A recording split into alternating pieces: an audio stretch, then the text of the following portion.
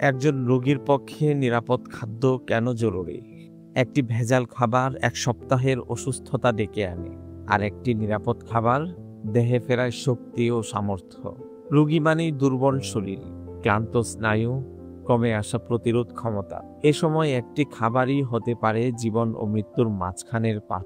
একটি ভেজাল খাবার যার মধ্যে থাকতে পারে অতিরিক্ত ফরমালিন, ক্ষতিকর রং কিংবা বিষাক্ত রাসায়নিক, রোগীর জন্য তা বিষের চেয়েও ভয়ানক। চিকিৎসা বিজ্ঞান বলছে অসুস্থ অবস্থায় মানুষের ডাইজেস্টিভ সিস্টেম দুর্বল থাকে।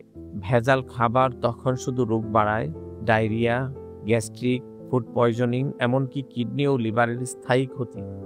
এর বিপরীতে যদি নিরাপদ ও পুষ্টিকর খাবার পাওয়া যায়, যেমন ভেজাল মুক্ত চাল, ঘি, মধু, সবজি কিংবা হালাল প্রাণীজ প্রোটিন, তবে তা শরীরকে করে তোলে সুস্থ ও পুনরুজ্জীবিত। প্রাকৃতিক খাবারে থাকা ভিটামিন, খনিজ ও অ্যান্টিঅক্সিডেন্ট রোগ প্রতিরোধ ক্ষমতা বাড়ায় ও দ্রুত আরোগ্য সাহায্য করে। আমাদের করণীয়: রোগীর জন্য বাজার থেকে খাবার কেনার আগে নিশ্চিত হওয়া যে তা ভেজাল মুক্ত, ফুড গ্রেড, ল্যাব টেস্টেড ও হালাল উৎস থেকে খাদ্য সংগ্রহ করা, ডাক্তারের পরামর্শ অনুযায়ী নির্দিষ্ট খাবার বাছাই করা।